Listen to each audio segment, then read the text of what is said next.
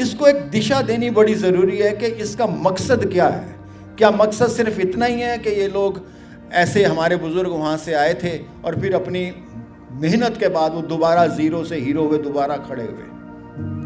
आप फिल्म उद्योग में देखें, जितने भी राज कपूर, धर्मेंद्र, जितेंद्र, जितनी भी पंजाबी फैमिलीज हैं सारी वहीं से आई थी। ये पाकिस्तान ही भरा पड़ा एक तरह से वहाँ से, आज ही जिसे पाकिस्तान कहते हैं। इकोनॉमी के तौर पे, सोशल तौर पे आप देख ले, लाइन ड्रा हुई। पाकिस्तान का एक हिस्टोरियन है, इंडिया के भी 3-4 हिस्टोरियन है, पिछले दिनों बुला बुला के उनके लेक्चर करवा रहे थे। झूठ है सारा। इश्ताक अहमद है एक बंदे का नाम, 2-3 यहाँ के और भी हैं, वो बता रहे थे उसमें कि जी पहले हमने तो लाहौर वैसे ही दे दिया। अरे तुमने कहाँ से दे दिया? पिछले 15 दिन से कहाँ हो केशव, ये तो आप में से कोई नहीं पूछेगा, लेकिन मुझे बताना ज़रूरी है कि मैं पिछले 15 दिन से कहाँ था। यादें 1947 जिसके हवाले से आप और हम जुड़े हुए हैं, उन कहानियों को थोड़ा सा विराम दे रहा था, पोज दे रहा था, और उन सभी कहानियों को कंपाइल करके टुकड़े टुकड़े निकाल के एक अच्छी सी वीडियो बना के अपने शहर के कुछ लोगों को दिखाना चाहता था, कुछ परिवारों को दिखाना चाहता था, उसी में मसरूफ़ था। यादें 1947 के हवाले से एक एग्जीबिशन लगाने की कोशिश की थी, साकार हुई, सफल हुई, सक्सेस हुई, और बड़े सारे ऐसे लोग आए जिन्हें चाहता था कि वो आए। जनाब डॉक्टर चंद्र त्रिखा साहब आए, कुरुक्षेत्र विश्वविद्यालय के वाइस चांसलर आए, कुछ बुजुर्ग आए जिनके साथ इंटरव्यूज़ कर चुका था, लेकिन जो दूर से आए वो PL मेहता साहब थे, लुधियाना से नारंग साहब थे। हालांकि नारंग साहब तो बहुत सारे आए थे, लेकिन ये वो बुजुर्ग थे। राम स्वरूप जी आए, मानसिंह वधवा साहब आ नहीं पाए। 101 साल की उम्र होने के बाद सीढ़ियाँ ऊपर चढ़ना मुश्किल था उनके लिए। और रतन चंद सरदाना साहब आए, हमारे वीर बहादुर बिंद्रा साहब आए, जिन्होंने अपने परिवार की 26 कन्याओं को, लड़कियों को कटते हुए देखा था, थोआ खालसा वाले। बड़े सारे लोग आए, कुल मिला के बड़ा सफल आयोजन था। हमारी डॉक्यूमेंट्री को देख के किसी ने तुलना की कि कश्मीर फाइल के बाद 47 फाइल क्यों नहीं बना रहे, कब आएगी, कैसी होनी चाहिए, मिल के काम करने की बातें अकेले क्यों कर रहे हो केशव, समाज के कौन कौन लोग जुड़ सकते हैं, इस त्रासदी को इस तरह से कब तक दिखाओगे, आखिरकार इसके बाद क्या, क्योंकि ये सब तो रोना धोना है, यादें हैं, तरक्की कब दिखाओगे जो इन लोगों ने की है। ये सारी बातें उस प्रोग्राम में हुई और ये होनी चाहिए थी, और मुझे खुशी हुई कि कम से कम इस पर बातें हुई, क्योंकि हम मौन थे, चुप थे, बस वीडियो ही बनाते जा रहे थे, कहीं कुछ टारगेट ऐसा लेके नहीं चल रहे थे कि आखिरकार इसके बाद क्या। अब टारगेट कुछ आने वाले दर्शकों ने, श्रोताओं ने, मेहमानों ने दिखाई कि ये बातें होनी चाहिए, वो टारगेट्स मिले। और कुछ कमियां थी, उन कमियों को दूर करने की कोशिश भविष्य में करूँगा। हाँ, ये बात तो ज़रूर है कि अकेला चल रहा था तो अकेला चलने वाला व्यक्ति धीरे चलता है, ग्रुप होता है तो थोड़ा सा जल्दी। लेकिन 47 फाइल का बार बार जिक्र हुआ। संजीव लखनपाल साहब आए, उन्होंने बहुत कमाल की बातें कही कि हाँ, देश को अगर इस तरह की त्रासदियों से दोबारा रूबरू नहीं होना है तो उन्हें संभल कर चलना चाहिए। हर व्यक्ति ने अपने अपने परिवार की बातें की। डॉक्टर अमरजीत साहब ने दोनों देशों के बारे में कहा कि किस तरह से राजनीति हुई थी उस वक्त में, किस तरह से, मतलब ये सारी बातें वही हैं। तो ये जो लोग आए थे या वहाँ पर जो एग्जीबिशन मैंने लगाई थी और वो सारी चीज़ें जहाँ पर मैं आप लोगों को चाह कर भी नहीं बुला सकता था, क्योंकि जाहिर सी बात है आप सब लोग बहुत दूर दूर हैं, लेकिन जो मेरे नज़दीक थे उन्हें मैंने बुलाया। जो लोग आ पाए उनका बहुत बहुत शुक्रिया, जो नहीं आ पाए उनका भी बहुत शुक्रिया। और उम्मीद करता हूँ भविष्य में हरियाणा, पंजाब, दिल्ली या कहीं पर भी इस तरह का कार्यक्रम होगा तो आप ज़रूर शिरकत करेंगे।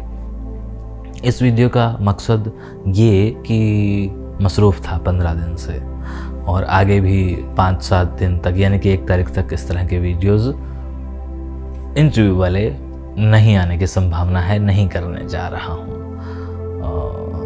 इस तैयारी ने बहुत ज़्यादा वक्त लगा लिया था, अकेला था ज़ाहिर सी बात है, लेकिन सूरज भैया आ गए, राजीव आ गए, राजेश आ गए, महेंद्र जी आ गए, तो वो हो गई।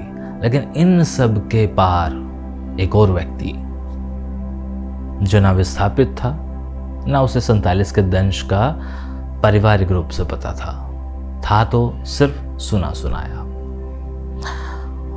वो थे मेरे शहर के एक प्रसिद्ध फेमस बिजनेसमैन श्री भगवान सिंगला जी, और जो इस आयोजन के आयोजक थे, या स्पष्ट शब्दों में कहूँ तो वो स्पॉन्सर थे। नाम सुन के यहाँ के लोगों को पता चल गया होगा कि सिंगला कह रहा है तो ये बनिया बंदे का जिक्र कर रहा है, तो इसका पंजाबियत से क्या लेना देना था। बिल्कुल ये बात उस कार्यक्रम में उठी और उठनी चाहिए थी कि जब विस्थापितों की बात हो रही है, पंजाबियों की बात हो रही है, तो ये व्यक्ति क्यों स्पॉन्सर कर रहा है।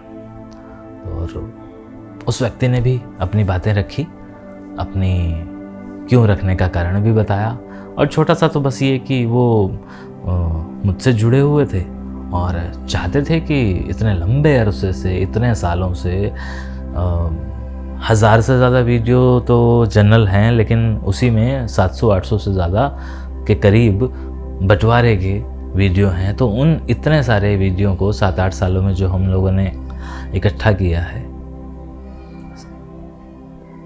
6.5 सालों में, इतने वीडियो को आखिर केशव कैसे प्रदर्शित करेगा। और क्योंकि वो केशव के नज़दीक थे और वो चाहते थे कि वो जो कर सकते हैं वो करें, और वो जो कर सकते थे उन्होंने उससे ज़्यादा करके दिखाया। लेकिन यहाँ गौर फरमाने वाली बात ये है कि वो पंजाबी नहीं थे, पंजाबी नहीं हैं, वो अग्रवाल समाज से हैं, बनिया समाज से हैं। उन्होंने ये कार्यक्रम पूरा का पूरा अपने कंधे पर रखकर सरअंजाम दिया और वो खूबसूरती से पिरोया गया। तो कार्यक्रम की झलकियाँ नहीं, जो भी वहाँ पे बातें हुई वो सारी आपके सामने धीरे धीरे आएंगी। बस ये बताने के लिए ये वीडियो आप लोगों के सामने रख रहा था कि जानता हूँ कि आप लोग नहीं पूछेंगे, क्योंकि आपके पास बहुत सारे विषय हैं, लेकिन मेरे पास तो एक ही विषय है, एक ही सब्जेक्ट है।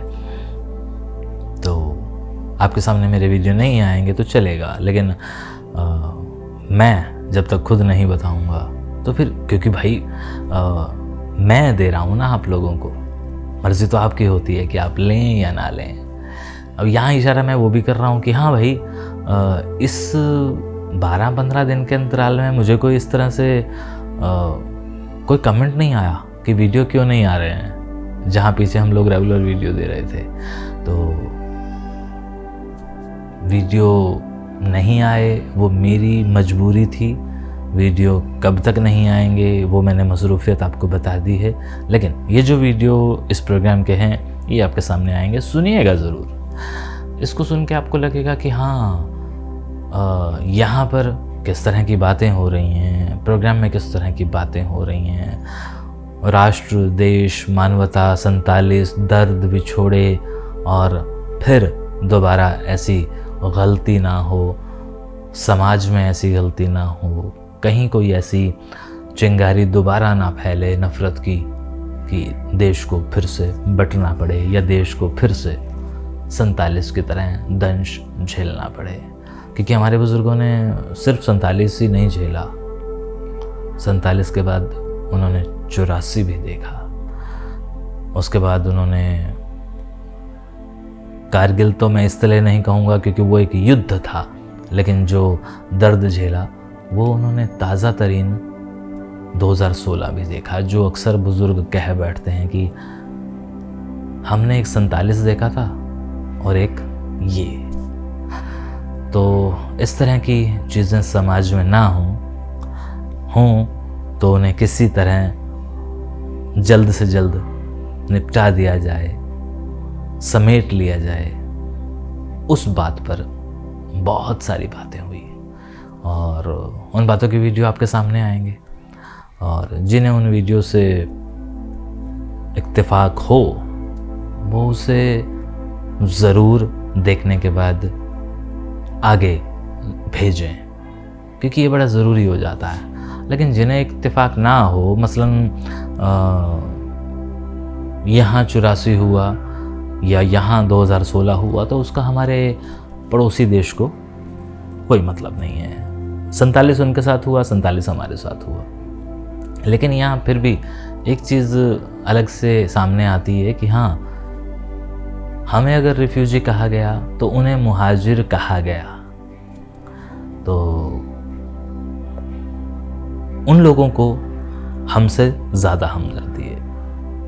एनीवे, मैं जो बात कहना चाहता था वो मैंने बता दी है और जल्द ही ये सारे वीडियोस आपके सामने आ जाएंगे। 1 और 5 तारीख तक ये सारे वीडियो ख़त्म हो जाएंगे और उसके बाद हम लोग पुराने तरीके वाले वीडियो लाएंगे या नहीं, ये सवाल मैं क्यों कर रहा हूँ आप समझ जाइए, क्योंकि अब मैं उन पर धीरे धीरे विराम लगाना चाहता हूँ। और जो इंडिया के अंदर हमारे व्यूवर्स बैठे हैं उन लोगों को एक रिक्वेस्ट ये भी करना चाहता हूँ कि जो ये यादें वाला प्रोग्राम है जो मैं यहाँ पे कर चुका हूँ, इस तरह का प्रोग्राम, इस तरह का कार्यक्रम आप अपने आसपास ज़रूर आयोजित करें। ये हमारे लिए बहुत ज़रूरी है।